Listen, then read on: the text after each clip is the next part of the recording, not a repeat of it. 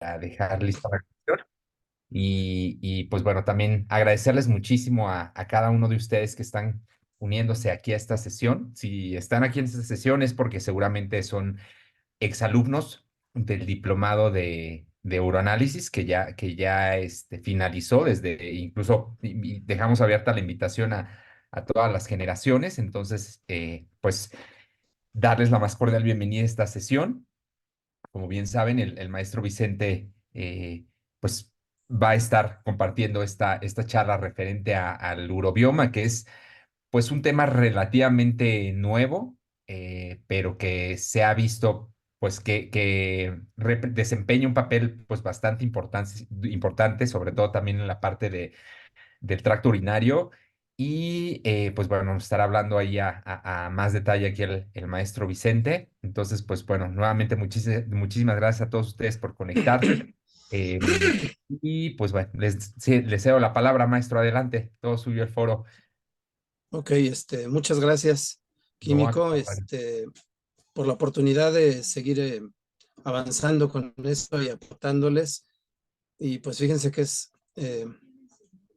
ocasión, como lo decía el químico Enrique, pues realmente no es un tema antiguo, es de muy recientes años y que, pues bueno, yo trabajo en un laboratorio clínico eh, de un hospital público y llevamos unos 2 o 3 días por ahí en esta semana que estábamos poniendo en orden papelería de una gaveta con papelería que ya llevaba algunos años acumulándose, porque ya saben ustedes que los documentos es algo que uno lo tiene que guardar hasta el día que lo tiene que tirar, o sea, hasta el día en el que ya no sirve para nada y hay que tirarlo. Y entonces nos fuimos encontrando con la parte bibliográfica que tenemos guardada por ahí para consulta en el laboratorio, donde hay una buena cantidad de artículos de revistas. Hay revistas científicas en papel, ya se pueden imaginar los años que tiene eso, ¿verdad? Que todavía hay revistas científicas en físico, en papel. Y estábamos viendo, pues, información distinta a la que vamos a dar un repaso hoy, la información previa, en la que pues los laboratorios y las organizaciones de profesionales de laboratorio estaban perfectamente convencidas de que el tracto urinario era estéril. Y bien, pues justamente de lo que se trata es de eso, de que no estamos hablando de una zona estéril respecto de solamente estar formado por células de nuestra formación y exento de microorganismos, sino que pues justamente al contrario, es una zona que está eh, habitada por microorganismos que colaboran con nosotros. Entonces, bueno, voy a compartir pues la presentación y arranquémonos con este material. Muy bien. Ok, entonces vamos a revisar cómo va nuestra relación con los microorganismos que nos acompañan durante la vida. Relación que tiene muchos beneficios. Relación que, bueno, es un hecho, estamos realmente cubiertos en muchas superficies por una variedad y una cantidad impresionante de microorganismos. Variedad que de pronto, bueno, hasta como que cuesta un poco de trabajo figurarse que haya semejante variedad de especies de microorganismos en contacto con nuestras superficies. Donde, bueno, probablemente ya lo tengamos muy aceptado en ciertas zonas del organismo a las que tenemos acceso en el laboratorio, incluso tomando muestras para buscar realmente problemas o desequilibrios. Bueno, para empezar, pues ese contacto con los microorganismos nos trae beneficios. Eh, es toda esta información, aunque le suene un poquito rara, incongruente o soñadora, pero realmente es toda demostrada con estudios, suficientes estudios científicos, suficiente investigación científica de los últimos, pues realmente muy poquito años, probablemente estemos hablando de apenas un poco antes de empezar esta década. Entonces, el contacto con los microorganismos en nuestras células, que obviamente son células que comprenden superficies, ya sea externa, la piel, o interna, en epitelios que tienen contacto con el exterior por algún tipo de comunicación, como por ejemplo, el más importante de ellos, que es el microbioma del aparato digestivo, al cual obviamente hay un ingreso de microorganismos por la vía oral,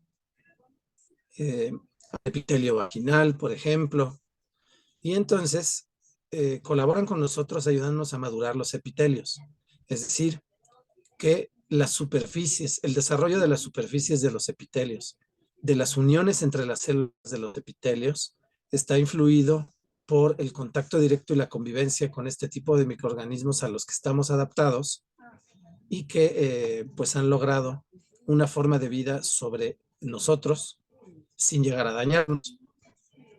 Por ejemplo, sirven también para la prevención de la invasión por patógenos. Hay algunas sustancias químicas que producen estos microorganismos de nuestra microbiota que pueden atacar directamente a microorganismos que pudieran resultar patógenos o simplemente ocupando el espacio y cambiando las condiciones físicas y químicas de las superficies.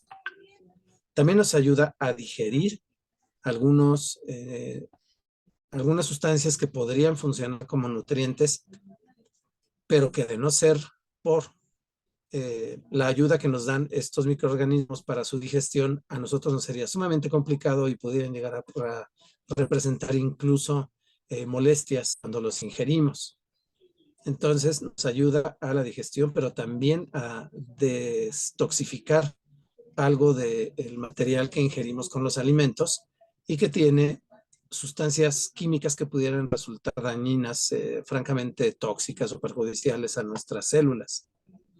También mantienen entrenado el sistema inmune, su contacto y su comunicación por sustancias químicas con el sistema inmune lo mantiene entrenado, lo mantiene alerta de quien realmente puede ser un microorganismo patógeno y acostumbrado a quien no lo es. Y nos ayudan a regular el metabolismo mediante la síntesis y su aportación de algunas sustancias, como por ejemplo los ácidos grasos de cadena corta, como por ejemplo el butirato, que hace funciones muy importantes dentro de nuestro organismo en muchos sistemas. Y bueno, nosotros para ellos aportamos un sitio en el que pueden vivir, mientras que ellos nos aportan muchas de estas ventajas, con lo cual finalmente acabamos formando de, una unidad de vida que, pues por algunos autores en la bibliografía se le ha llamado holobionte, porque bien, pues no podemos existir el uno sin el otro. Si nosotros carecerían de ese sitio en donde vivir y nosotros sin ellos, tendríamos problemas muy serios porque seríamos presas continuas de microorganismos que no se adaptan a nosotros y que pudieran perjudicarnos, además de que tendríamos una disminución en la digestión de los alimentos, tendríamos muchos problemas derivados de eso, al no contar con la adecuada digestión de los alimentos por la tan abundante biota intestinal con la que contamos, pues realmente se causan desequilibrios muy severos y vamos careciendo de ciertas sustancias que requerimos para nuestra fisiología, que si eso se convierte crónico y no caemos presa de algún tipo de microorganismo que pueda acabar con nuestra vida, de todas formas vamos a presentar severos problemas de nutrición. Y bueno, todo esto ha caminado de la mano de la tecnología, de aquellos primeros microscopios en los que nos enteramos que existían los microorganismos y teníamos algún tipo de relación con ellos, hasta nuestros días, en donde hemos pasado largos años en los que los métodos microbiológicos normales a los que estábamos acostumbrados, nos permitían distinguir por el muestreo de algunas superficies internas o externas la presencia de una variedad de microorganismos que se han desarrollado equipos en los que hay una elevadísima seguridad de el microorganismo que estamos identificando, de la especie que estamos identificando, que incluso pues lo que detecta son moléculas y las identifica.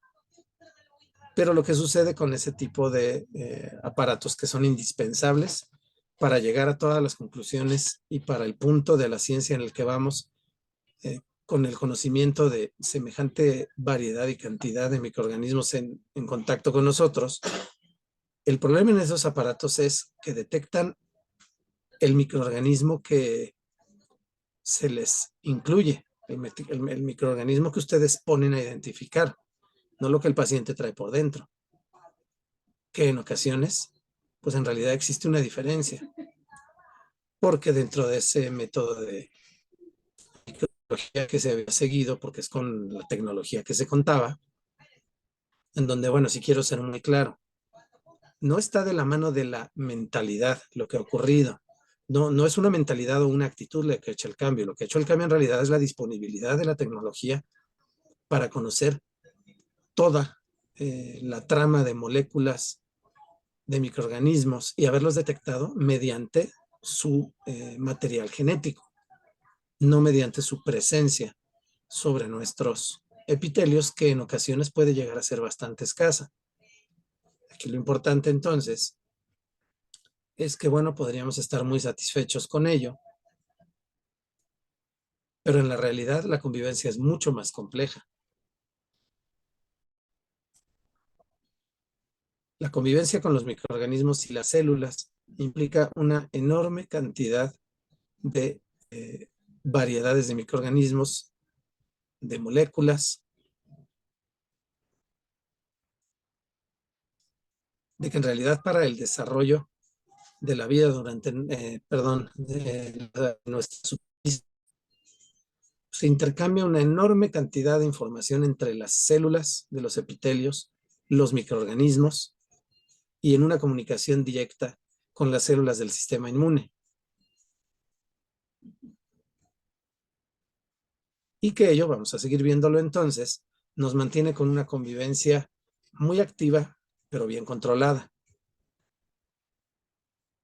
Porque contamos con diferentes regiones, diferentes tejidos. No es una enorme cantidad de epitelios con los que tienen contacto nuestros microorganismos.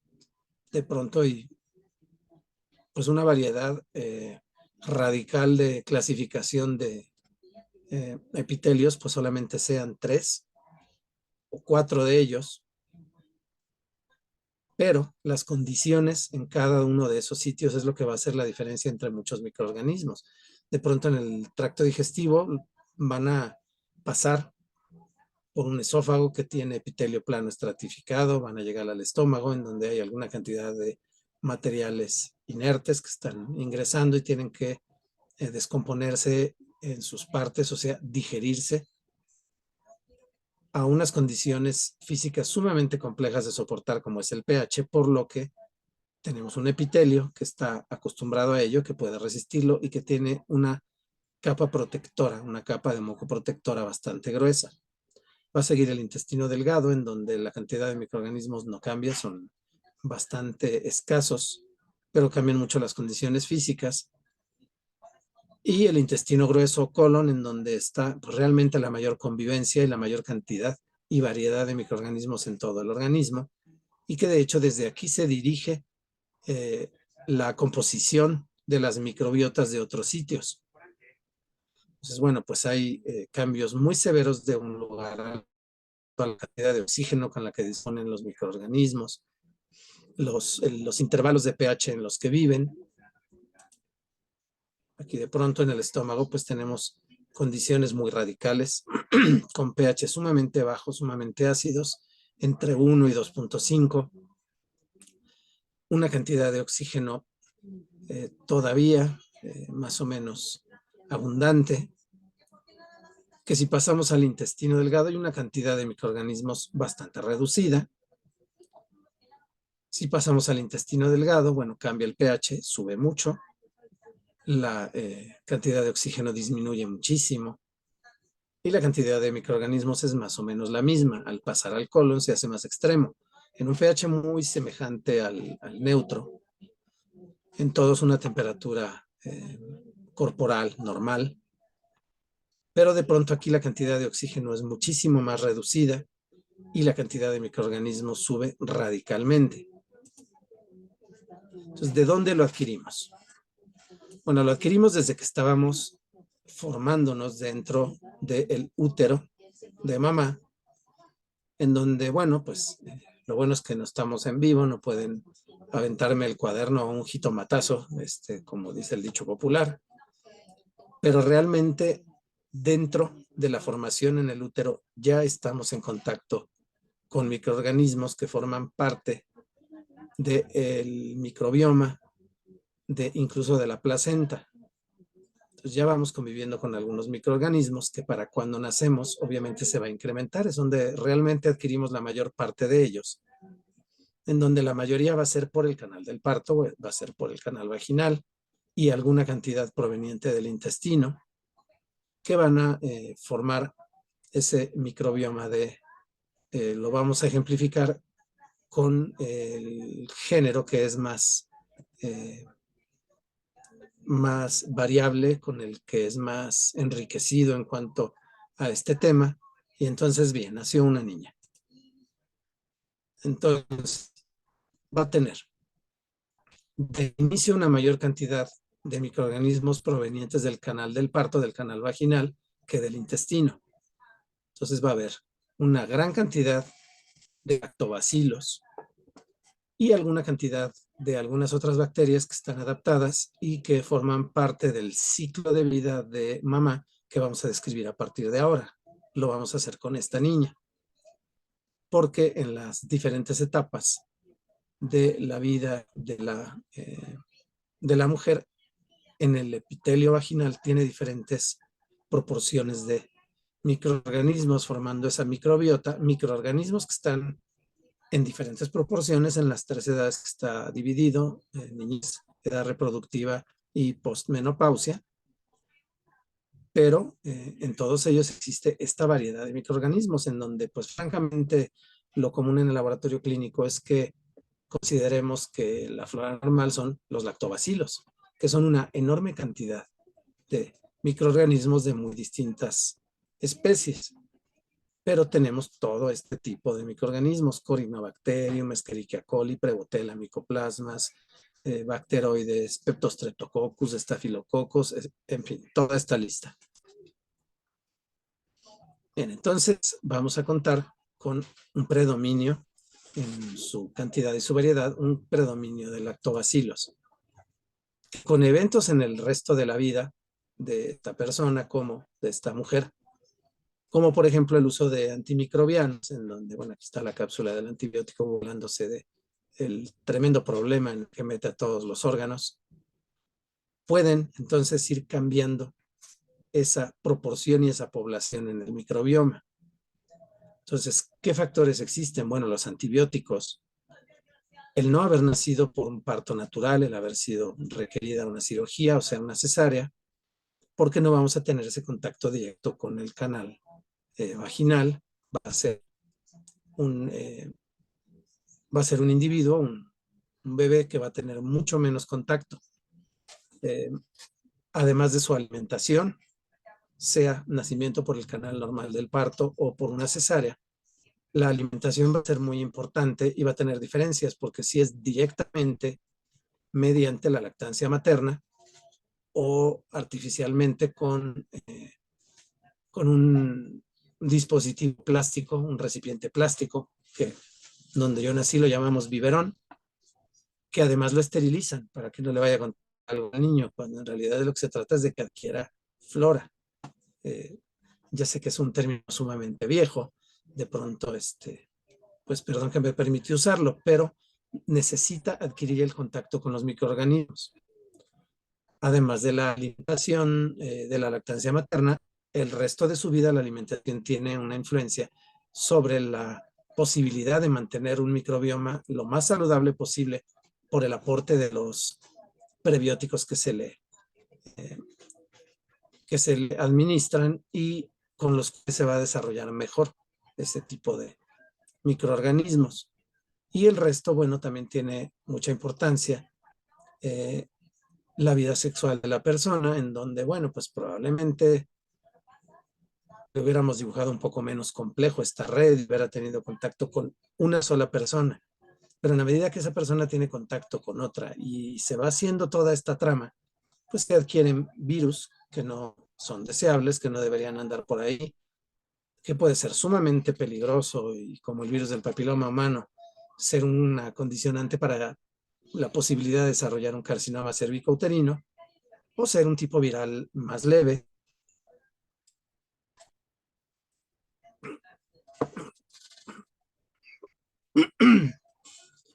Y, por ejemplo,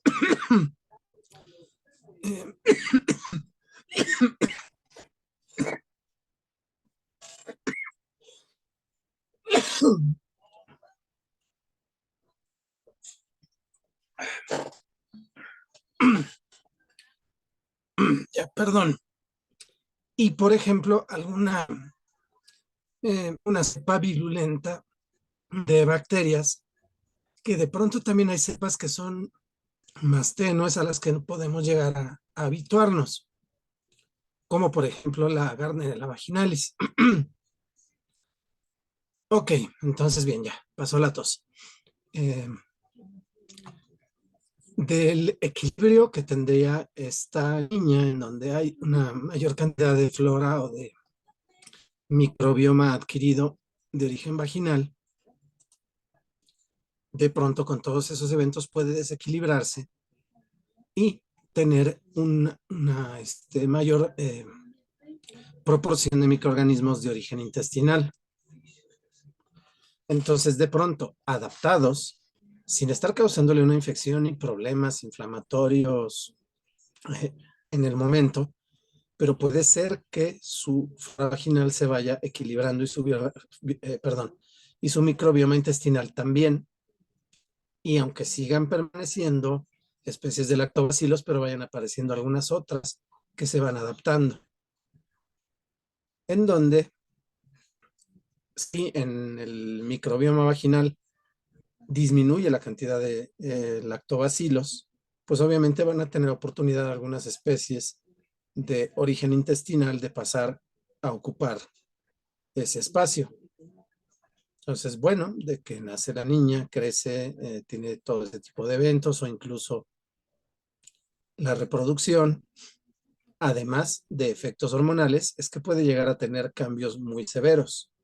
Entonces, miren, aquí está en la línea la disponibilidad de hormonas, de estrógenos, que van a generar una disponibilidad de glucógeno en las células superficiales de ese epitelio y ello le va a dar la oportunidad de desarrollarse debidamente a las diferentes especies de lactobacilos.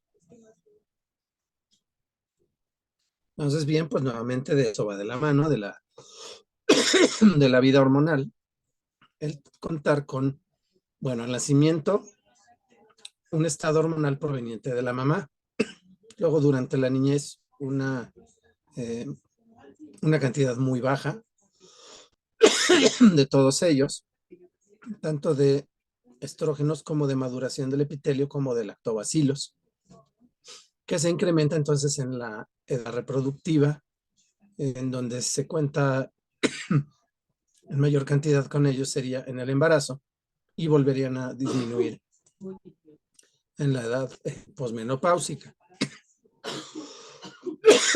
Perdón. Ahora, no todas las familias de los lactobacilos son igual de protectoras respecto de los microorganismos externos. Algunos producen menos cantidad de ácido láctico que mantiene ese ambiente ácido que permite la protección del epitelio contra otros patógenos. Entonces, bueno, como comentábamos, comportamiento sexual, prácticas higiénicas, el uso de anticonceptivos, el alcoholismo que afecta a todo el organismo y algunos otros factores como el estrés emocional sostenido y la obesidad. Entonces, los microorganismos provenientes del intestino van a pasar a, para sus tamaños y como un lugar en donde vivir, van a pasar por un largo tracto de un epitelio plano estratificado, que además se intercambia en cada ciclo hormonal. O sea, se desprenden las células de la superficie y se llevan a muchos microorganismos al exterior. De un pH considerablemente cómodo en el intestino, muy cercano al neutro, a un pH ácido en el epitelio vaginal, en donde van a cambiar de ese epitelio plano estratificado que está en el canal vaginal al epitelio cilíndrico que está en el canal endocervical y de ahí hacia arriba. Entonces, bueno, tenemos microorganismos que han viajado largos trayectos en sitios en donde de pronto les es sumamente hostil el ambiente y al cual han tenido que adaptarse.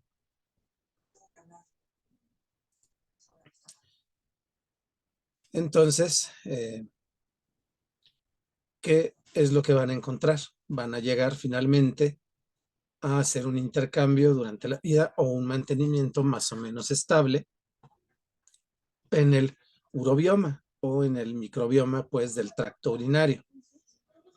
Entonces vienen de por allá más lejos del intestino, han pasado por el microbioma vaginal, ya de la propia persona, y puede ser entonces que traigan consigo algo de lactobacilos que vienen de estos dos tractos, bacterias cocoides, algunas enterobacterias que están bien adaptadas a la vida dentro de nosotros y otras que en el intestino no causan problemas, pero que pueden resultar uropatógenas y que entonces van a encontrar diferentes tejidos. A la entrada, porque recordamos que esto viene de afuera hacia adentro, del tracto encontraré un epitelio plano estratificado. Después en el tracto de la uretra, un epitelio cilíndrico. Y bueno, en las mujeres, en la siguiente porción por donde van a entrar hacia la vejiga, lo primero que van a encontrar es con esta zona que se forma en donde los uréteres vacían la orina dentro de la vejiga. Los uréteres vienen de los riñones, recorren por la parte trasera la vejiga, se insertan y aquí vacían la orina en la parte posterior, pues ya casi plana, porque recuerden que aquí estamos viendo un dibujo de 2 dimensiones, pero que en la realidad esto tiene volumen. Bien, entonces esta adaptación de nuestra naturaleza y de nuestros tejidos pues realmente es muy eficiente, porque de pronto, bueno, pues no faltará por ahí alguna bibliografía en la que mencionen que el hecho de que en esta superficie triangular que se forma con esos dos orificios y la uretra, que se llama trígono, en las mujeres, como una rareza o un accidente de la embriología, tenga un epitelio plano estratificado. En realidad, pues es necesario y ha sido una adaptación muy útil, porque la uretra femenina es recta. Y bueno, pues aún sin considerar que se presume que la uretra masculina es más larga, lo que sí es cierto es que tiene una curvatura que le ayuda a evitar la subida de microorganismos. Entonces, en la uretra femenina, en donde hay una vecindad más cercana con el microbioma vaginal e intestinal y con una uretra recta por donde puede ascender más fácilmente las bacterias, lo que se van a encontrar es un epitelio plano estratificado a la entrada en una superficie que para esos términos de los microorganismos es muy grande, porque ambos tenemos epitelio plano estratificado a la entrada de la uretra, pero es una superficie muy pequeña porque además es un tramo corto, no es toda la uretra. Después, finalmente, hay epitelio transicional que tiene sus propias medidas de protección que vamos a mencionar. Entonces, pues aquí, ¿qué sucede? Pues que vienen probablemente enterobacterias del intestino, y van a encontrar la defensa con lactobacilos de las dos floras originales normales, vaginal y vesical, es decir, de la vejiga. Pues, ¿qué es lo que sucede con estas células del epitelio plano estratificado? Pues que son como alfombras voladoras, porque los microorganismos, todos, tienen la capacidad de fijarse a su superficie, pero finalmente se van a descamar. Entonces las encuentran afuera y las encuentran adentro. Ok, entonces hay un ascenso de microorganismos. Bueno, reflexionemos esto. Estas son bacterias móviles en un sedimento urinario. O sea, esta motilidad es propia de la bacteria y es porque tiene flagelitos. Lo más seguro es que sea Proteus, es una bacteria ureolítica. Aquí, como producto metabólico, hay un cristal de fosfato cálcico magnésico, pero entonces la reflexión es esta. Ese movimiento les permite ascender por la uretra, que, bueno, pues observen que una uretra de varios centímetros, junto a estos microorganismos de probablemente 5 o 6 micras de largo, bueno, pues es un abismo, es enorme. Y este movimiento totalmente errático no les avisa por dónde tienen que subir. En lo que colabora con la patogenicidad de este tipo de microorganismos, que vamos a mencionar ahorita más adelante, es que les mayores probabilidades de tener contacto con la superficie epitelial y no solamente quedarse flotando en el líquido.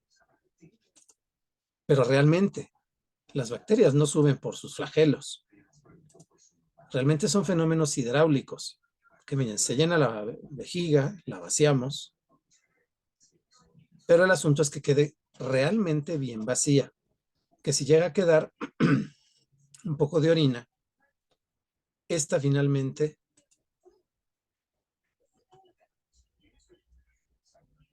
al vaciarse va, se me repitió por aquí el video, entonces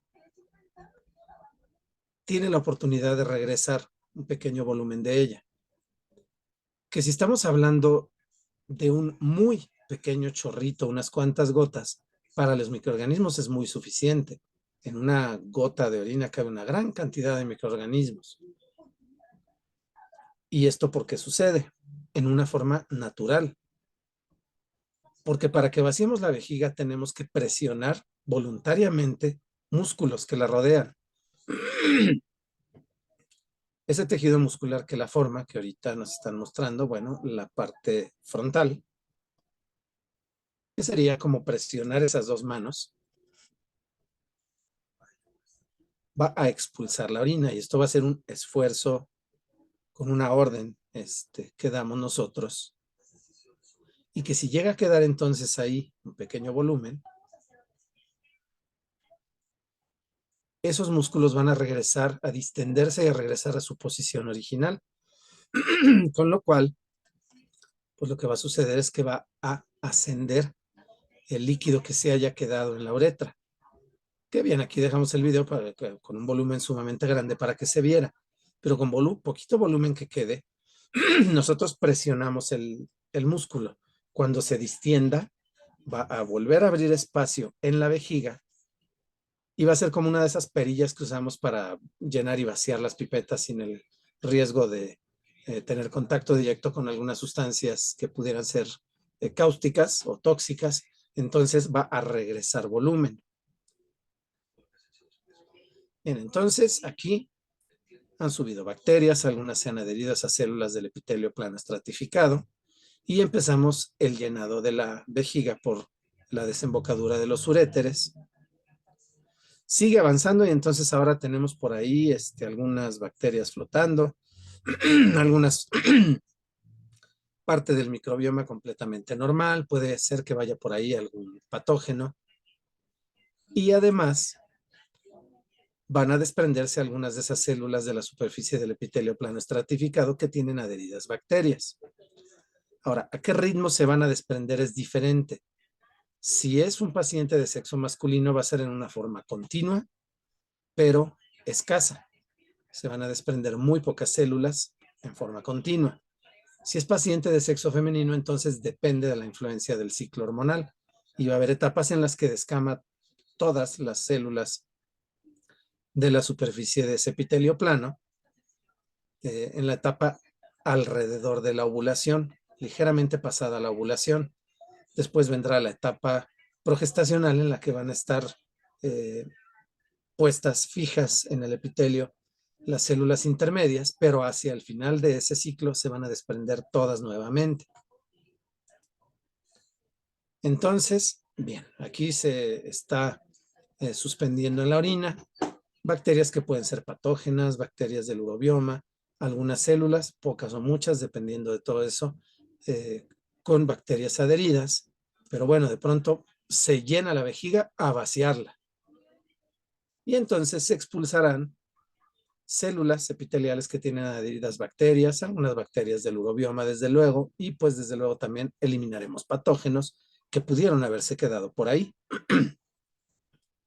Entonces, se van a ir presentando cambios en el urobioma. Vamos a tener entonces un microbioma inicial en donde predominan los lactobacilos, hay un poquito de algunos microorganismos que para simplificar este dibujo le pusimos nada más una enterobacteria, o sea que sí forman parte de ese microbioma. Por acá pusimos un predominio de lactobacilos y entonces se pueden ir adquiriendo algo más de bacterias, diferentes especies de enterobacterias, de cocos que originalmente no andaban por ahí, y puede ser que se cuele algún uropatógeno y tenga contacto con nuestras células. Entonces, esto se va a dar en un ciclo en el que se llena, flotan, se satura, se vacía. Esto se va a ir desarrollando en un tiempo muy largo, en muchos años, el que va presentándose ese cambio con con todas las circunstancias que ya mencionamos, pero son de pronto que damos la alimentación, el estado hormonal, el contacto con medicamentos antimicrobianos, con el comportamiento sexual, algunas sustancias tóxicas. Y entonces la uretra es esa autopista por la que entran y salen microorganismos. Y entonces están los que van entrando, los que van saliendo. Mientras tanto que hay arriba en la vejiga, que es lo que está sucediendo cuando aquí en el camino que es la uretra, pues tiene una circulación bastante activa de microorganismos. Bueno, que van a encontrar algunos factores que nos defienden y mantienen equilibrado ese urobioma, que son completamente naturales, como péptidos antimicrobianos, sustancias que van a combatir los sideróforos, que ahorita enseguida explicaremos, es mecanismos de las bacterias para adquirir hierro necesario para su metabolismo. Van a encontrar glucosaminoglucanos, uromodulina y algunas de las funciones de los epitelios. Entonces, en cuanto a péptido microbiano, en el tracto urinario, en la superficie de la interior de la vejiga, es muy importante, el más abundante, estudiado y que pues es muy activo sería la catalcidina. Entonces, se requiere de la señalización de la vitamina D activa, la vitamina D3, para que las células epiteliales del urotelio o epitelio transicional la sinteticen y la pongan en la superficie del epitelio para que pueda actuar. Entonces, la vitamina D solemos adquirirla de los alimentos en una forma inactiva y requerimos de la exposición a los rayos solares para que haga esta transformación química y se active. O también podemos adquirirla de algún tipo de pescado, que bueno, pues no son a todo esto de los que ingerimos más comúnmente, de pronto pues es para todo esto es muy bueno el salmón y algunos pescados de esa naturaleza. Entonces, bien, la adquirimos y pues va a tener diferentes formas de acción. Vamos a encontrar receptor de vitamina D, que es muy importante en las células del epitelio transicional en la vejiga, porque es entonces un receptor que va a permitir el paso directo de la vitamina hasta funcionar como factor de transcripción, o sea, que permite que el núcleo reciba la orden directa en pocos pasos de sintetizar esa catalcidina, pero también hay algunas otras funciones en las que la vitamina D es recibida en diferentes estructuras como las caveolas, en la superficie de las células, y puede llevar a cabo algunas funciones. Entonces, ¿quién recibe esta señalización de la vitamina D? En las células epiteliales, los macrófagos y algunos leucocitos más comunes, algunos polimorfonucleares. Entonces, va a provocar la síntesis de la catalcidina en específico, de algunas defensinas y péptodos de neutrófilos. Lo que hace la catalcidina en las bacterias es adherirse a membranas de las bacterias dentro y fuera cuando están en una vida libre las bacterias, o incluso cuando llegan a ingresar en nuestras células, se le puede atacar por estos medios, como por ejemplo por las especies reactivas de oxígeno, y lo que van a hacer son poros en la membrana de la bacteria que van a provocar que la bacteria se vacíe y se muera. Entonces, pues, con la realización de la vitamina, en donde, bueno, como se pueden ustedes imaginar, puede haber dos posibilidades de que no tengamos estas funciones bien desarrolladas y se propicie la presencia de infecciones recurrentes o repetidas, que sería no contar con la vitamina o no contar con los receptores para la vitamina, que es un dato bien estudiado e informado en la bibliografía, que hay pacientes que tienen condiciones generales completamente óptimas, en donde probablemente no debería de haber esas infecciones recurrentes, pero se presentan por deficiencias en el receptor de la vitamina. La uromodulina, antes conocida como glucoproteína de Tamm-Horsfall, que bueno, pues finalmente es lo mismo, son nombres correctos. Lo que hemos visto en la bibliografía es que prefieren llamar uromodulina, ocupa menos espacio, es más rápido de mencionar. Se sintetiza en células en el riñón, en células tubulares de las nefronas. Aquí en esta animación está representado por estos triangulitos, y entonces hay una enorme cantidad de ella que desciende con la orina. Aquí frenamos el proceso. Y entonces alguna proporción de la uromodulina que se sintetiza se queda adherida a la superficie de las células tubulares renales, y una buena cantidad desciende con la orina. ¿Cómo es que funciona? Defendiéndonos en la vejiga. Bueno, es por este mecanismo. Las células superficiales, las células sombrilla en el urotelio, esas específicamente de la vejiga que vemos binucleadas, tienen la posibilidad de que se les adhieran enterobacterias uropatógenas. La más estudiada y la más común en la vida real es la Escherichia coli uropatógena. Esta bacteria se va a adherir en proteínas con las que cuentan esas células sombrilla para defenderse de la osmolaridad tan elevada que tiene la orina, que es un líquido que es parecido a un filtrado del plasma, pero concentrado unas 90 veces, 90, 90 y tantas veces, dependiendo de los requerimientos del momento, de los requerimientos de hidratación del organismo. Y entonces tienen esas proteínas que se llaman uroplaquinas, que de hecho tienen una forma hexagonal, por eso las dibujamos así, y que tienen manosa, tienen residuos de manosa, para los cuales tiene receptores y se puede fijar la Escherichia coli uropatógena y alguna que otra enterobacteria patógena más, pero esta es la más abundante, la más frecuente y la más estudiada.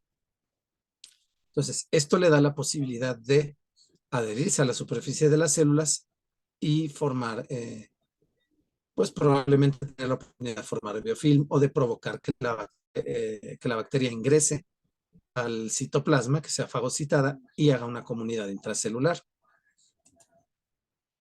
Lo que sucede entonces es que la uromodulina tiene también manosa, a la cual se van a poder adherir las enterobacterias. Pero bueno, van a quedar enredadas en esa uromodulina que no está fija a las células y que se va a eliminar con la orina. Entonces, bien, es una forma de protección. Contamos también con glucosaminoglucanos,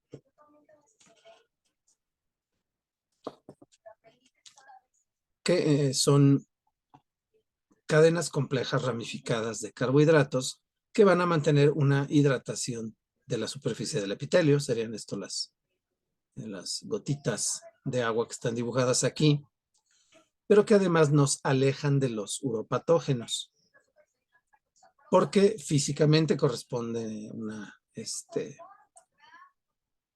una capa de cierto grosor que no les permite tener contacto con esas uroplaquinas, y además porque tienen una carga eléctrica negativa, igual que las fimbrias con las que la Escherichia se adhiere a las células superficiales y entonces se repelen mutuamente.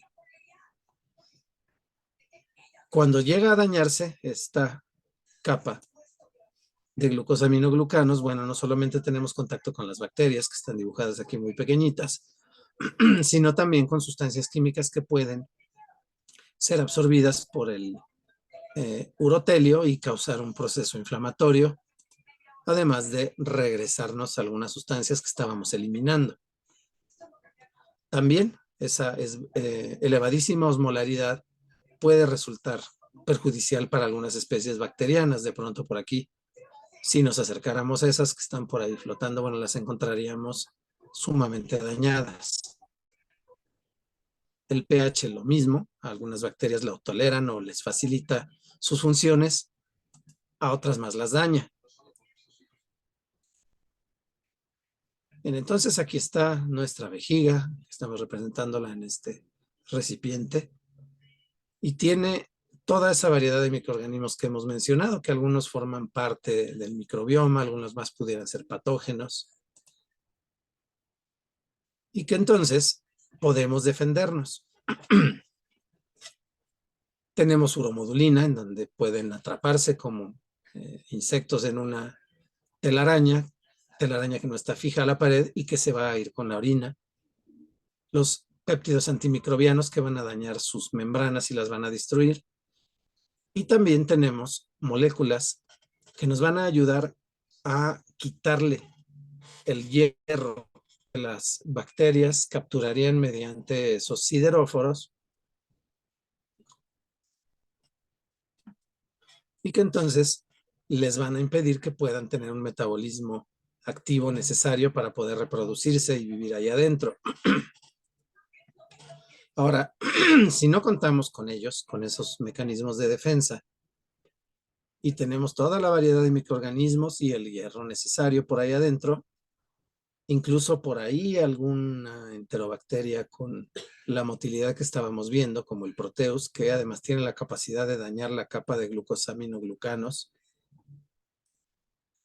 Pues bueno, con suficiente tiempo, el ir y venir, como mencionamos, durante años de este ciclo de entrar, probablemente algunas de ellas adherirse a las paredes, otras más ser eliminadas con la micción, pues le da la oportunidad de que se fijen y de que vayan desarrollando sus mecanismos de patogenicidad y, por ejemplo, formen comunidades en la superficie como el biofilm. Que bueno, sin profundizar demasiado, pero el informe de qué cantidad y qué variedad de especies contamos como urobioma, pues bueno, es sumamente impactante, en donde estamos viendo el ejemplo de una cita bibliográfica reciente, pero bueno, dependiendo de los autores de las investigaciones que han hecho, pero los informes pues probablemente van de más de las 300 hasta cerca de 600, hasta más de 500 especies distintas, que algunas se comparten junto con con el microbioma vaginal y otras con el intestinal. Aquí como para aumentar un poquito nuestra credibilidad en esto que puede sonar ciencia ficción. Habrá que recordar que a eso que llamamos lactobacilos, cuando llegamos a observarlos en un exudado cérvico-vaginal en los cultivos, estamos hablando de aproximadamente 200 especies. No es una especie.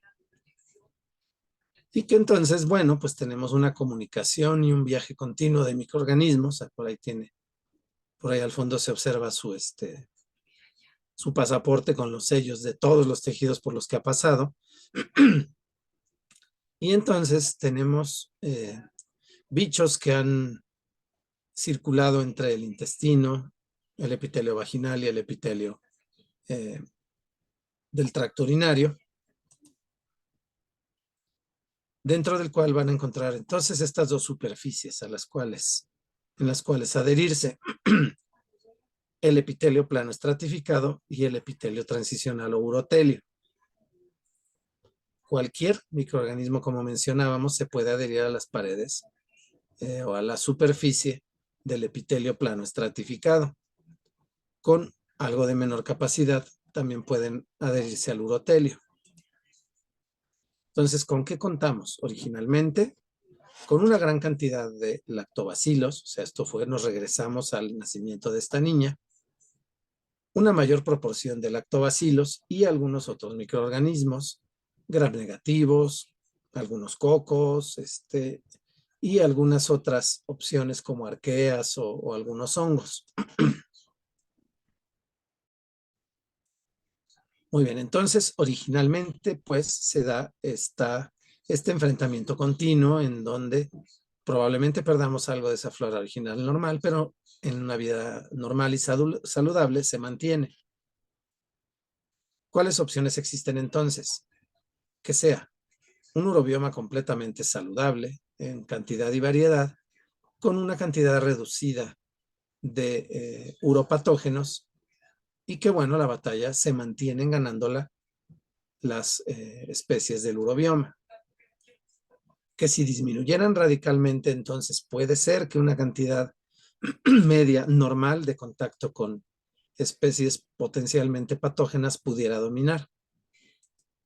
La otra, y bueno, ¿por cuáles factores? Recordamos entonces que sería contacto con antimicrobianos, alguna deficiencia de disponibilidad o de receptores de la vitamina D, los efectos hormonales, entonces en la vida reproductiva o en la menopausia, o algún tipo de sustancia tóxica que acabó con ello. Entonces, ¿qué puede ser? Que tengamos un urobioma normal, pero que nos enfrentemos a una cantidad muy aumentada de uropatógenos y puedan llegar entonces a establecer una relación patológica, una infección. Bien, entonces, lo que debe de mantenerse es un equilibrio, es la homeostasis. La homeostasis en términos generales en toda las funciones de todo nuestro organismo mantiene la estabilidad en los sistemas biológicos ante cambios internos y externos. Podemos entonces tener momentos en los que cualquiera de esos sistemas que mantienen en equilibrio nuestra vida se salga de él, pero bueno, va a encontrar la forma de regresar. Esta homeostasis tiene límites normales, lo pudimos haber dibujado plano, como en la flecha de acá abajo, pero la forma de representarlo con esta curvatura, que está basada en las clases y los informes de las investigaciones del doctor Ruslan Medjitov, de origen ruso, que trabaja investigando en una universidad en Estados Unidos. Lo representó así porque es una forma de colocar estas esferitas que dentro de esta línea verde pues van a tener la tendencia a estar acá abajo. O sea, que toda esa homeostasis va a presentar una tendencia fisiológica a mantener el estado central, si es un intervalo de alguna medición química, o a mantener el estado más saludable y funcional en cuanto al funcionamiento de células o de tejidos. Entonces, debe de haber un estado normal, que es el que se persigue, pero al detectar un cambio, lo va a detectar algún tipo de sensor. va a enviar una señal a alguna estructura, células u órgano efector, y este se va a encargar entonces de regresar la situación al estado original, homeostático. Entonces, bien, la eubiosis, que es esa compleja convivencia entre nuestras células, los microorganismos y entre ellos mismos, puede llegar a cambiar. Estaríamos entonces llamándolo disbiosis. Y esto puede suceder porque de pronto hay un desequilibrio y alguna especie de ese microbioma original esté en cantidad anormal, esté aumentada. O qué tal que de pronto las especies bacterianas están disminuidas y esas levaduras que andaban viviendo por ahí, conviviendo sanamente con nosotros y ayudándonos a ocupar espacio o proporcionando sustancias antimicrobianas o probablemente nada más condiciones físicas o químicas propicias para mantenernos equilibrados. Si llega a disminuir las especies bacterianas, puede ser que encuentren la posibilidad de reproducirse y de desarrollar mecanismos de invasión a los tejidos y entonces tener una actuación oportunista. O francamente, pues tener el contacto con algún patógeno que ingresó y no pudo evadirse de él. Entonces, mencionábamos que la homeostasis mantiene la estabilidad de los sistemas biológicos ante los cambios internos, que en este caso sería, pues probablemente un receptor deficiente de la vitamina D o los cambios hormonales, y externos, como sería antibióticos, alimentación, deficiencia de la vitamina o sustancias tóxicas, dentro de las cuales incluso podemos considerar el tabaquismo. Entonces, finalmente, bien, vamos a tener contacto con microorganismos. ¿Cómo es nuestra relación con los microorganismos? Bueno, es mediante la tolerancia, o sea, desarrollamos tolerancia a ellos, los evadimos o nos resistimos a su presencia y los atacamos. Dentro de la vejiga, ¿cuáles serían entonces estas opciones? Como tolerancia, pues obviamente se refiere al urobioma. La evasión en forma natural, todo el tiempo así sucede, es mediante glucosaminoglucanos que no van a permitir el contacto de estas bacterias con las células del epitelio.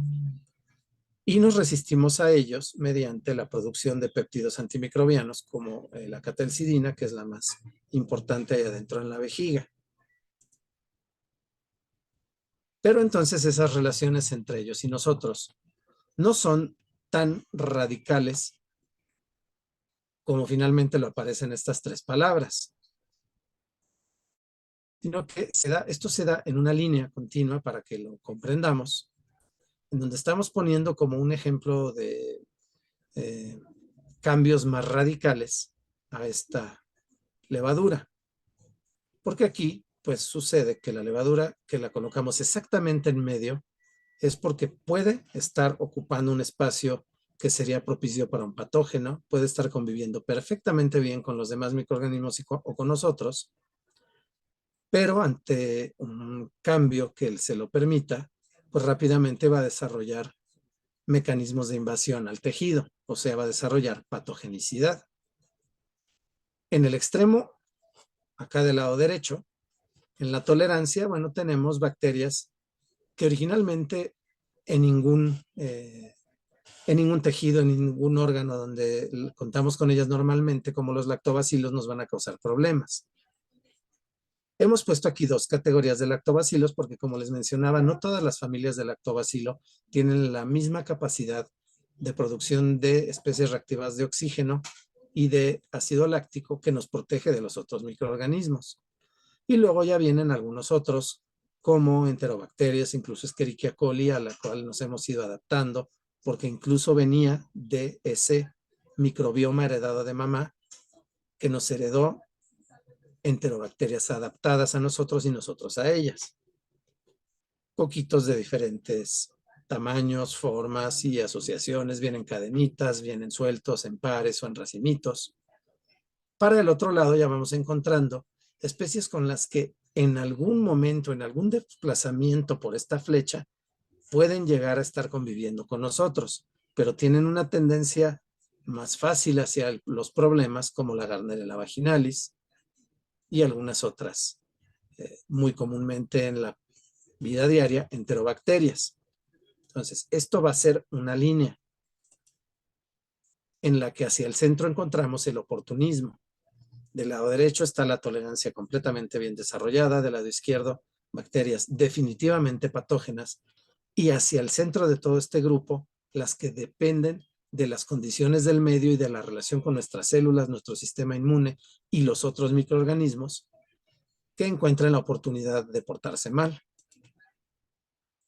Pues bien, aquí los lactobacillus baceri producen menos ácido que los demás y son menos protectores.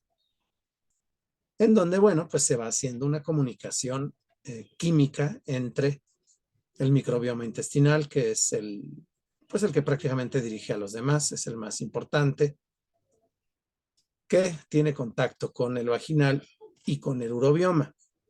Ahora, todos ellos les pusimos una comunicación satelital a distancia, porque todos ellos pueden tener relación con estados emocionales, con el estado mental, el estado emocional de las personas, porque incluso cuando se llegan a establecer problemas inflamatorios crónicos por la presencia de este tipo de bacterias en la vejiga, se pueden desarrollar algunos síndromes que se les ha englobado recientemente por parte de la Organización Mundial de la Salud como el síndrome de vejiga dolorosa, y que lo mismo implica urgencia para orinar con una vejiga razonablemente bien llena, una vejiga que no soporta llenarse, una vejiga hipersensible o una vejiga hiperactiva.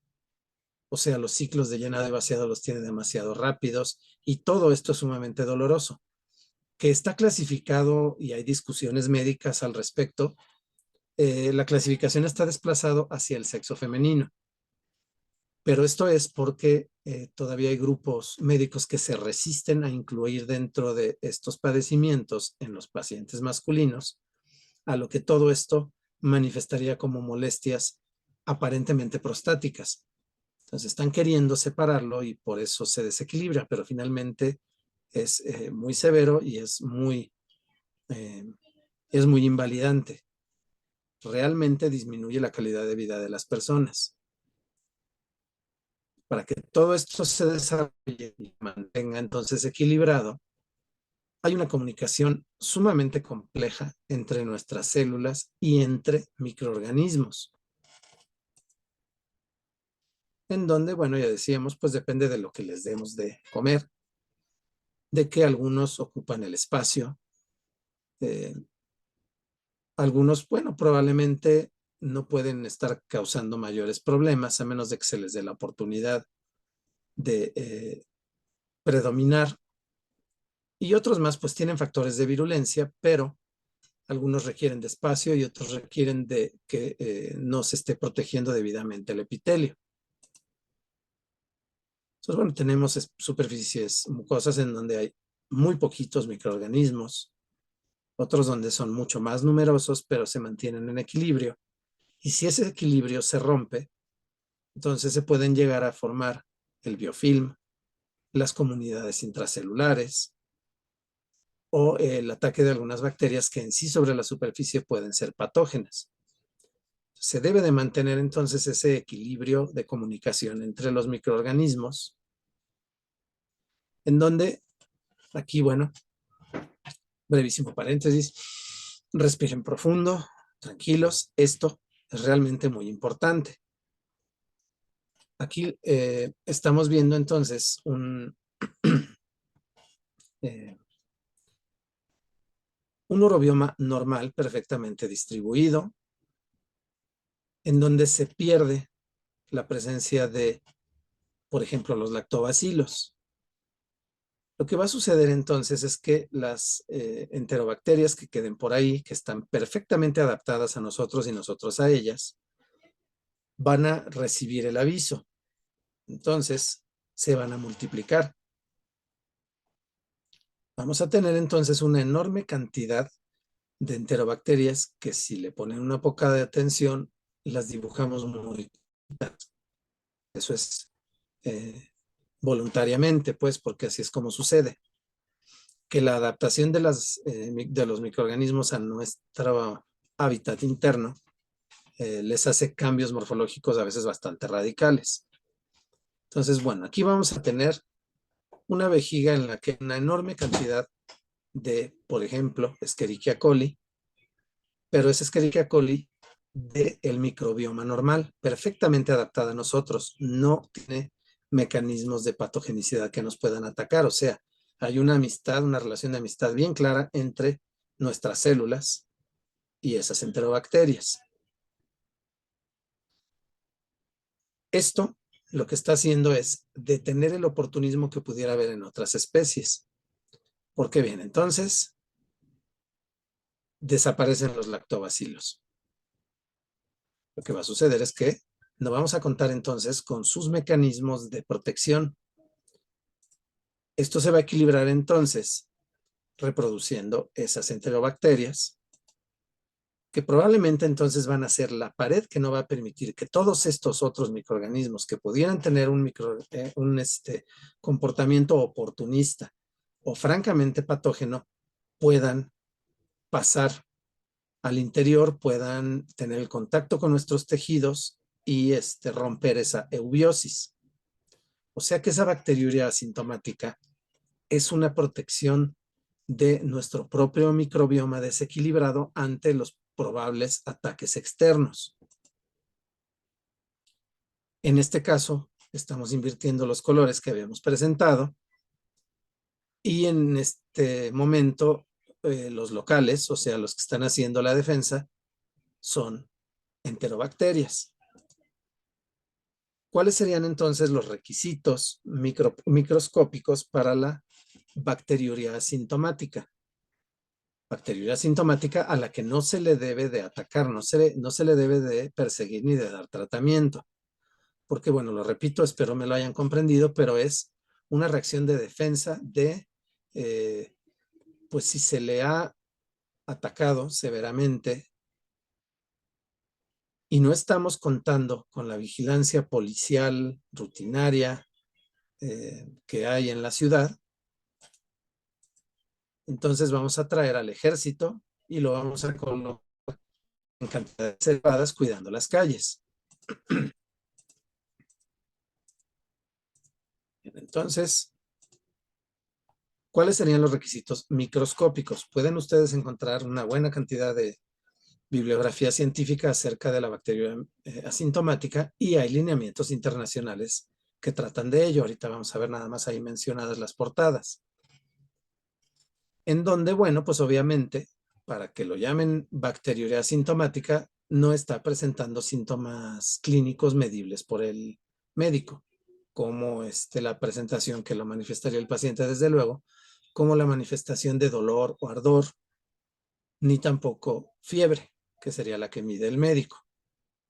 Entonces, estos serían los requisitos microscópicos. Una cantidad de bacterias abundante, porque el término eso es lo que implica, bacteriuria, que en los lineamientos viene como una población de bacterias cercana o que supera las 100,000 unidades formadoras de colonia por mililitro. Y entonces sería abundantes bacterias, la presencia en la muestra de orina de una celularidad normal con una morfología normal. Ahorita la repasamos. Y una cantidad normal de leucocitos normales que patrullan la zona. O sea, que si encuentran piocitos o un desequilibrio hacia el infiltrado inflamatorio crónico, que serían los mononucleares, tampoco sería, no estaría cumpliendo requisitos de bacteriuria asintomática. Bien, entonces, todos esos factores con los que contamos, como péptidos antimicrobianos, pH, osmolaridad, glucosaminoglucanos, van a mantener una normalidad. Entonces, nos van a mantener alejados de bacterias que pudieran ser patógenas por sus productos de síntesis o por su contacto directo, pero los estamos evitando, tanto el contacto de las bacterias como con sus productos bacterianos que sintetizan y emiten al exterior mediante pues la protección a la superficie de nuestras células de glucosaminoglucanos y las uniones intercelulares que no van a permitir el paso de sustancias tóxicas. Vamos entonces a la celularidad, porque fue un requisito microscópico para poder considerar una bacteriuria asintomática. Entonces, de la variedad de epitelios que encontramos, que es el plano estratificado, el cilíndrico, el transicional y el renal, el único que se encuentra en sujetos sanos se descama naturalmente en una forma continua, como ya mencionamos, y eso se puede inferir asomándose a la preparación sin siquiera ver los datos del paciente. En la mayoría de pacientes se puede inferir que es masculino o femenino. Entonces, el que se descama naturalmente es el epitelio plano escamoso o plano estratificado. Ese no hay problema, ese puede estar y en cantidades elevadas. No va a tener, como ya lo mencionamos, relación con el hecho de que esa bacteriuria sea asintomática o sea una infección, porque depende más bien del sexo del paciente y del estado hormonal. Entonces, si es mujer, muchas células, si es hombre, poquitas. La fase de descamación mayor en las mujeres es la progestacional, desde luego.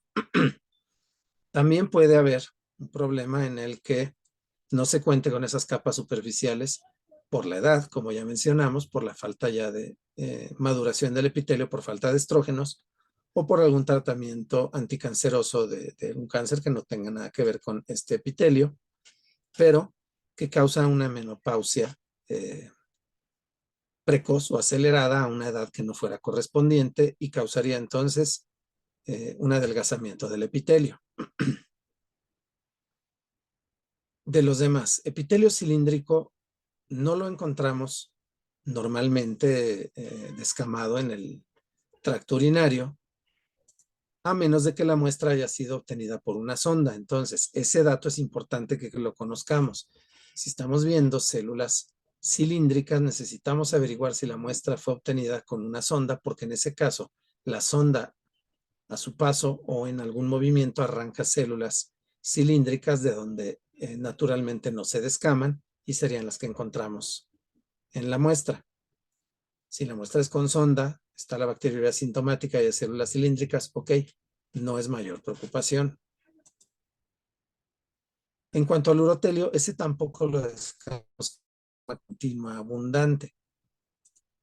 Entonces, bueno, la descamación, mientras en las células del epitelio plano escamoso puede ocurrir en aproximadamente 14, 15, 16 días, la del epitelio transicional, va ocurriendo en aproximadamente 200 días. Es una diferencia muy grande y la cantidad de células es mucho menor. Entonces, bueno, bien, aquí habría, recordemos, bacterias que son amistosas. Si llegamos a encontrar epitelio tubular renal, bueno, en ninguna circunstancia es normal el haberlo descamado. Entonces ya no se cumpliría con el requisito. Y bueno, les puse por ahí atrás el título, como viene original en idioma inglés, y luego acá la traducción. Pero existen guías de práctica clínica para el manejo de la bacteriuria asintomática y están considerablemente actualizadas. Recuerden que la actualización de los lineamientos en general no es anual. Esto ocurre obviamente en periodos de unos cuantos años. Entonces, ¿cómo define esos lineamientos que son de la Sociedad Americana de Enfermedades Infecciosas? Sería bacteriuria asintomática en pacientes sin catéteres permanentes es más de 10 a la 5, sería 100,000 unidades formadoras de colonias por mililitro, en una muestra de orina miccional, o sea que fue emitida por el paciente sin signos ni síntomas atribuibles a una infección urinaria, desde luego. También están los lineamientos europeos, en donde dice que la bacteriuria asintomática representa una colonización con o sin leucocituria y no debe de buscarse ni tratarse para evitar el enriquecimiento de cepas bacterianas multiresistentes, particularmente en pacientes con catéteres permanentes. Ok, entonces, lineamientos europeos que se han actualizado en el año 2023, que están basados en los originales lineamientos europeos para el estudio de la orina, que son del año 2000 y que aunque fueron excelentes, se parecen mucho a un libro de texto porque no solamente son las reglas, sino toda la información y en los cuales se basaron la mayoría de los lineamientos con los que contamos, pero bueno, finalmente ya fueron actualizados, ya es lógico. Y es esto lo que estaríamos esperando entonces, con una cantidad normal de leucocitos, una cantidad enorme de bacterias, con la presencia de células del epitelio normalmente plano estratificado de morfología normal, en donde sí se recomienda la intervención con el uso de antimicrobianos sería en pacientes que van a ser sometidos a una cirugía urológica y en las mujeres embarazadas. Que bueno, si lo pensamos un poquito, tiene una lógica, porque en ambos existe el riesgo de que esa enorme cantidad de bacterias que se encuentran que en la vejiga son protectoras de la presencia de uropatógenos por algo del procedimiento al que van a ser sometidos el uno y el otro, pudieran diseminarse, regarse en otros tejidos en donde realmente sí pudieran ser severamente patógenas, en donde no sería correcta su presencia, y estaríamos además enfrentando a ese tejido o a ese órgano a una concentración bacteriana muy elevada. Entonces ahí el problema sería que salieran de ahí. Y aquí, bien, entonces es importante el que aquí también respiremos un poquito, tómenlo con calmita, abran tantito su mente y vamos a la historia. En los laboratorios clínicos y en muchos lineamientos dice claramente que así lo dice, el estándar de oro para el diagnóstico de una infección de las vías urinarias es el cultivo con una bacteriuria significativa y la menciona como más de 100,000 unidades formadoras de colonia por mililitro. Esto está basado en los criterios desarrollados por el doctor Edward Cass. Fueron desarrollados en 1954, el año, no es el precio, es el año. Y fue en mujeres embarazadas. Entonces, eso es lo que realmente debería de abrir la mente en los laboratorios y en los médicos y considerar que no todos los pacientes se les puede medir, ni interpretar, ni tratar de la misma forma. Que exactamente en lo que hoy las décadas, eso es de hace 70 años literalmente, que en las décadas en las que ha avanzado en los últimos años, la disponibilidad de tecnología para hacer el estudio de la determinación de todos esos microbiomas, de cuáles son las funciones de unos y otros microorganismos dentro de esa ecología microscópica. Ha perdurado el hecho de que a las embarazadas se les considere y se evite la presencia de esa cantidad de bacterias, aunque sean bacterias adaptadas al sitio o nicho en el que están viviendo, que es la vejiga, y entonces se le disminuya esa población bacteriana.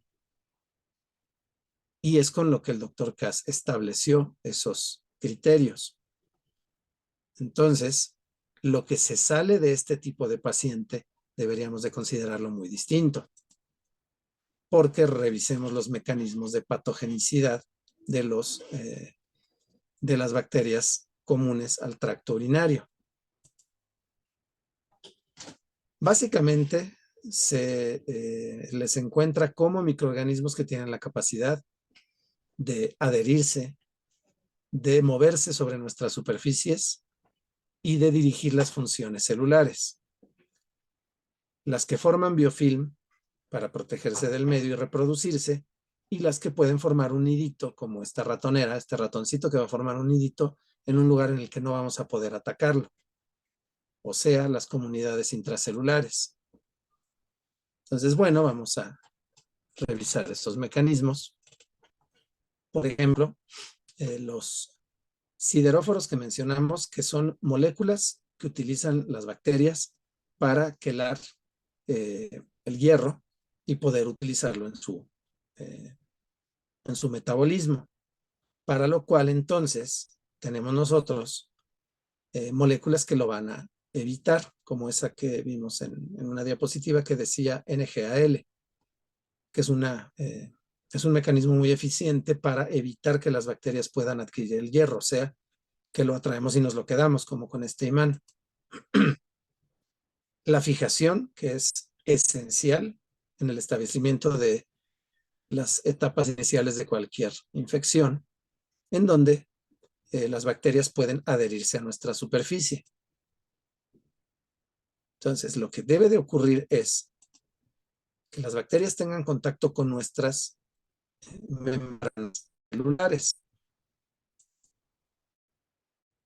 Y entonces lo mismo pueden ser cocos sueltos en pares, cadenitas, pueden ser bacilos o pueden ser todo un biofilm de cocobacilos que se forme ahí adentro.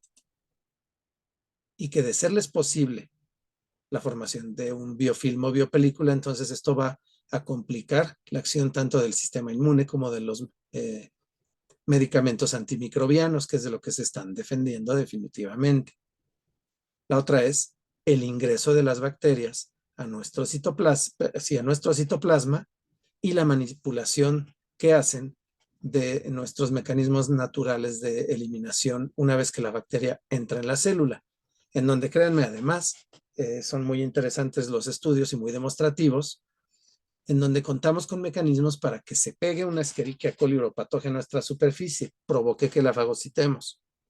Pero a esa vesiculita fagocítica se le va a etiquetar y el citoesqueleto la va a interpretar como una vesícula a la cual se le debe de expulsar y echar fuera del citoplasma. Entonces, es una forma de defensa en la que muchas de las Escherichia coli que dibujábamos por allá en la evolución y los cambios en el urobioma, puede ser que entren, puede ser que tengan contacto con la célula sombrilla, pero esta la expulse. Si la expulsa en ese estado, le va a quitar las posibilidades de seguir siendo patógena o infectiva, porque ya no están expuestas sus fimbrias al medio ambiente, está dentro de un costalito, una vesiculita de nuestra naturaleza y con la que le va a impedir actuar.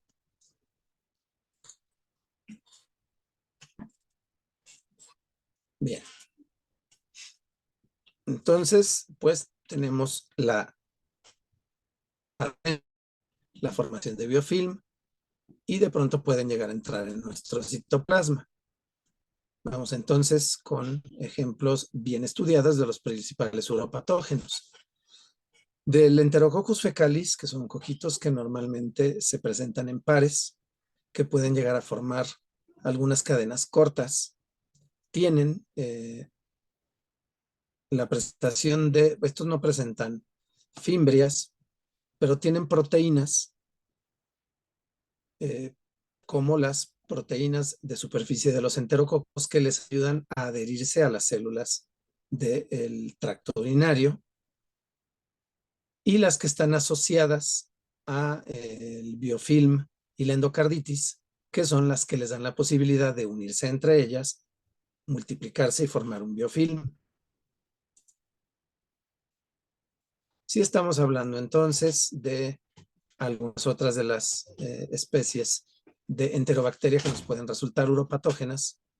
Por ejemplo, hay la Pseudomonas aeruginosa, puede fijarse en nuestras superficies con su flagelo. También para ello puede hacerlo con fimbrias, que son manosas resistentes, o sea, que no las va a eliminar la uromodulina, porque la uromodulina solamente tiene la posibilidad de eliminar bacterias que hayan tenido receptores a la manosa en su superficie. La Klebsiella pneumoniae, que definitivamente es mediante la formación de biofilm, igual que la Pseudomonas aeruginosa. El Proteus mirabilis, que ya mencionábamos, que tiene una motilidad muy activa, pero además tiene la posibilidad de dañar la capa de glucosaminoglucanos y puede ser que ello le permita entonces adherirse y formar biofilm, o además de ayudar a otras bacterias a que puedan pasar esa capa de glucosaminoglucanos. Biofilm que además debemos recordar que tiene la posibilidad de haberse formado por diferentes especies, que no necesariamente es una sola especie bacteriana la que esté formando ese mecanismo de patogenicidad. Entonces, bien, aquí estamos ilustrando que el Proteus mirabilis puede dañar esa capa de glucosaminoglucanos y le va a permitir tener contacto con nuestras células, pero además ayudar a otros más. Y bueno, vamos con la protagonista de este asunto, la Escherichia coli uropatógena. Esta, bien, tiene que tener contacto con la superficie y entonces va a provocar ser fagocitada. Allá adentro, entonces, va a tener la posibilidad, si permanece esa célula unida a nuestro organismo, a nuestro epitelio, va a tener la posibilidad de formar entonces una comunidad intracelular bacteriana, en la cual va a presentar un cambio de morfología y va a formar una colonia cocoide. Que bien, pues estamos perfectamente acostumbrados a mencionar a la Escherichia coli como un bacilo gram negativo. Y bueno, allá adentro cambia su morfología por una que le permita un crecimiento más rápido, un desarrollo más rápido, una multiplicación más rápida y que además le mantiene con menor utilización de energía y forma una comunidad que está en un estado de reposo allá adentro y puede durar mucho tiempo.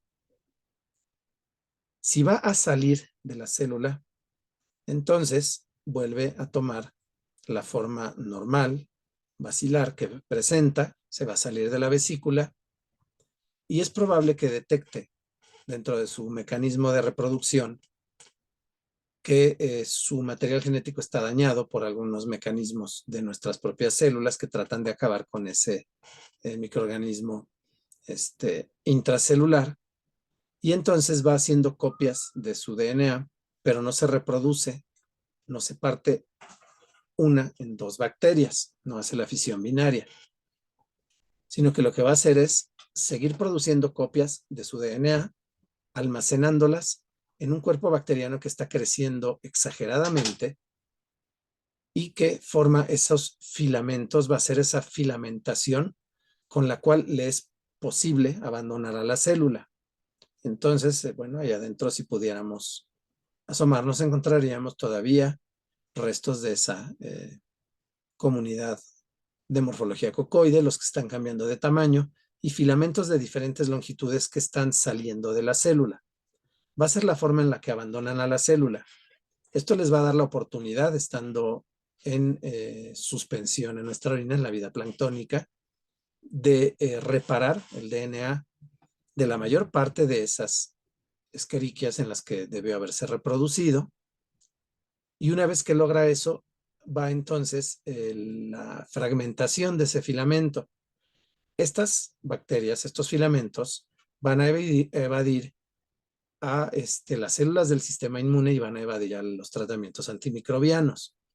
Entonces, bueno, pues es un mecanismo de supervivencia y de adaptación de las bacterias. Finalmente, entonces, está dibujado aquí abajo, va a acabar separándose en alguna cantidad de escherichias viables normales que van a poder ir a infectar otras células. Entonces, ¿qué es lo que observamos?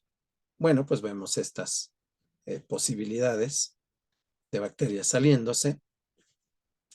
Y ok, es en las células sombrilla, en las células superficiales. La reacción entonces va a ser una evasión. Van a ser detectadas por los receptores de la superficie, de receptores de patrones moleculares asociados a los patógenos, como son los receptores tipo TOL, que aquí en una línea continua, una representación muy sencilla, pero son rutas de señalización sumamente complejas, va a sintetizar la célula inflamasomas, que van a provocar la muerte celular de estas células en las que se activa mediante la piroptosis. Va a sintetizar o a activar precursores de interleucina 1B e interleucina 18, que va a salir al exterior de esa célula por proteínas que se activaron por acción de este mismo inflamasoma que se llama gasdermina D. Las va a poner en el medio ambiente, van a salir de la célula y las células además se van a desprender. Entonces va a haber una exfoliación de las células sombrilla que tienen adheridas bacterias patógenas. Estas interleucinas además van a activar a los mastocitos que van a provocar la exfoliación también de las células sombrilla que aún no se le han unido las bacterias, pero que serían susceptibles de. Entonces lo que está haciendo es evadirse el contacto con la bacteria y el establecimiento de la infección, desprendiendo todas las células de la superficie para que no tenga un medio propicio. Entonces ahí, de ese epitelio superficial de la vejiga, algunas células tienen bacterias adheridas y las van a desprender. Entre las que quedan también se les va a programar para que se desprendan y va a quedar entonces la capa de células intermedias.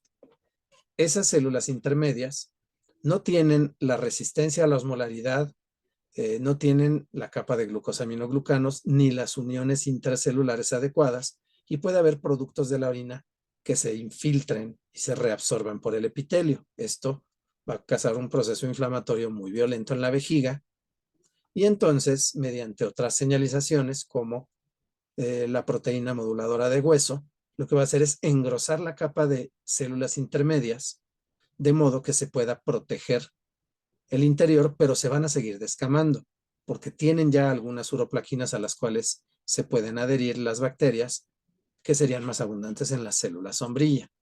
Entonces vamos a encontrar capitas de células superficiales, binucleadas, de células mucho menos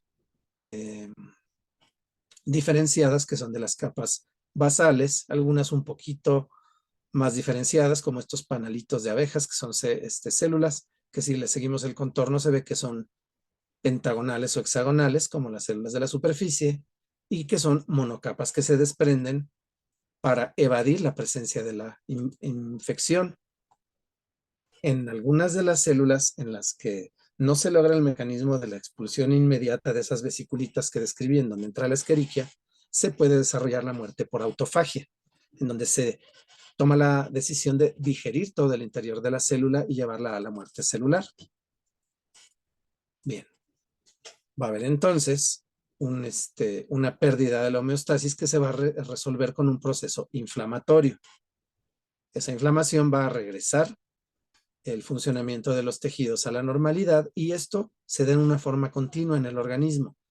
Puede ser entonces un proceso normal, una reacción violenta en algún momento en el que se pierde el control y tenemos, por ejemplo, una infección, o puede convertirse en un estado cuando esto se hace crónico, porque en estas etapas en las que podíamos tener control de la cantidad de las bacterias uropatógenas, en las que todavía estos mecanismos de evasión del organismo están controlando la situación, se le debió haber dado el tratamiento antimicrobiano y hubiéramos acabado con la infección. Pero si esto se convierte en un estado continuo, pues, ¿qué va a suceder con ese circuito homeostático que describimos para cualquier situación fisiológica? Que si se detecta la presencia de un patógeno, los sensores son los macrófagos que patrullan el tejido, las propias células epiteliales, y la señal van a ser sustancias proinflamatorias, en donde el efector es la respuesta inmune innata o la respuesta inmune adaptativa. Bien, entonces llega la respuesta, una inflamación aguda, muchos neutrófilos, fagocitan bacterias, liberan el contenido de sus gránulos, llega el complemento, los factores del complemento, las proteínas del complemento destruyen bacterias y se regresa a la eubiosis. Aquí, ¿qué puede suceder? Que una célula normal tenga una lesión celular irreversible, inespecífica y se muera por el mecanismo de la necrosis. Si es, como lo mencionamos, más específica, controlable, entonces podrá ser una muerte celular regulada que lo que va a hacer es ayudarnos a mantener el tejido y evitar la infección, en donde figuran pues la piroptosis, la autofagia, o puede haber la lesión celular que lo que dañó es el DNA, un DNA irreparable. Se le puede programar a la apoptosis, es igualmente una muerte celular programada.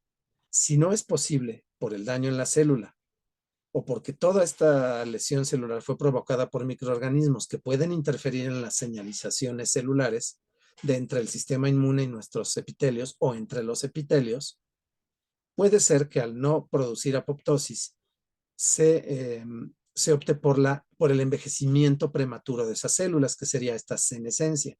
Sería la raíz de la palabra como senectud. Entonces, ¿qué sucede con la senectud? Ya no podemos reproducirnos, que sería el primer y más importante paso a la senescencia.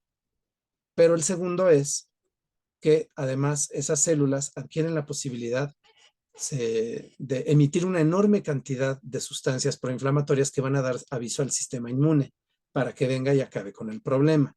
Entonces, aquí sucedería como en película mexicana en tiempos de cine en blanco y negro o de canción de grupo rockero de hace ya algún tiempo, sería mátenme porque me muero.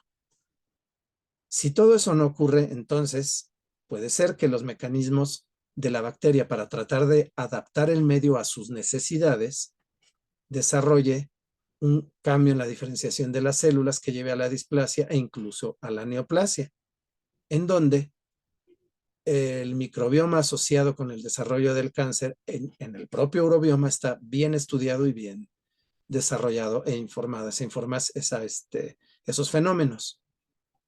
Entonces, ¿qué podemos encontrar en un proceso inflamatorio? Que las células se reparan de estas que están dañadas a estas que se convierten en completamente normales. Una adaptación en donde puede haber un cambio, un cambio radical de morfología y funciones celulares, o sea, una metaplasia. Sería el cambio de un epitelio maduro, como este cilíndrico, por uno plano, que también sea maduro, o la sustitución, que sería una fibrosis, una cicatriz, donde, bueno, está el más deseable, uno de adaptación y uno de pérdida de las funciones. Entonces, si esa disbiosis no pudiera regresarse a lo normal porque es interrumpida por los propios factores del microorganismo infectante o por deficiencias o problemas de nuestra fisiología, puede convertirlo entonces, como mencionábamos, en un estado permanente que se va a prolongar en el tiempo. Allá se va la línea punteada al futuro. Y que esto puede traer cambios, entonces, morfológicos, como estos que mencionamos aquí, esta adaptación que puede resultar inocua. De pronto la infección por Clamidia trachomatis empieza en células cilíndricas que las convierte en una metaplasia escamosa y puede vivir ahí y puede pasar la vida entera de la persona sin llevarla a algo peor, o va a depender de diversos factores, como todas las que ya hemos mencionado, para que se convierta en una patología que realmente ponga en peligro su vida o le cause trastornos funcionales detectables. Pero también puede ser que esa adaptación sea con células anormales, células que van a colaborar con el microorganismo, pero que en determinado momento, si se les pierde el control, pueden desarrollar una neoplasia y llevarnos a la muerte a nosotros y al microorganismo, por consiguiente. Entonces, esto puede ser una inflamación que traiga el regreso a la normalidad. Puede ser una respuesta violenta, pero que traiga un regreso a la normalidad mediante un proceso inflamatorio o un estado del sistema que pueda llevar a problemas crónicos. Vamos a ver este video que es de una celular, es un cultivo celular, en donde vamos a ver que las células que pueden reproducirse, las células indiferenciadas, tienen esa morfología esférica. Aquí después, como podemos ver en el transcurso del video, las células tienen una diferenciación, tienen un crecimiento, desarrollan un cierto núcleo y un citoplasma. Esto sucede normalmente en nuestros tejidos, excepto la regresión continua hacia la forma reproductiva, que sería la célula indiferenciada o joven, esas redonditas. Ahora, esto puede suceder, como lo veíamos en esa gráfica de la pérdida de la homeostasis, y entonces esas células sombrilla van perdiendo, las células en general del epitelio transicional van perdiendo esa morfología hexagonal, ligeramente aplanada, y empiezan a convertirse en esferas más grandes. Se pierde por completo la diferenciación y puede ocurrir por diversas causas, lo informaríamos como cambios severos, que no son una hiperplasia, es un grupo desordenado de células. Y que entonces, ¿en qué beneficiaron, motivadas por esta infección crónica a la bacteria? En que las células sombrilla originalmente, estas todavía normales, solo tienen uroplaquines en la superficie de la célula que está en contacto con la orina, no en la inferior que está en contacto con el resto de células del epitelio que es estratificado, ni con las células vecinas. En cambio, estas células que por la manipulación de la bacteria y por la infección crónica se convierten en poco diferenciadas, en esféricas, y pueden reproducirse y formar una neoplasia. Estas tienen uroplaquinas receptoras en toda la esfera completa y eso facilita, obviamente, que se mantenga ahí adentro la infección. En estos casos, bueno, ya estamos enfrentándonos a un problema mucho más grave. Entonces, ¿qué podemos encontrar en la microscopía? Bueno, vean esto. Todas están en el menor aumento posible, en el objetivo de 2.5, y todas son leucocitos o células de epitelio transicional. O sea, es una descamación verdaderamente masiva, como lo describimos. Es la primera etapa de la infección, ahí acercándonos un poquito a esa misma muestra. En donde, bueno, podemos ver células completamente normales o podemos ver los cambios inflamatorios que están ocurriendo, porque ese cambio a las esferas llenas de bacterias no es radical, no ocurre en una sola generación de células que se reprodujeron.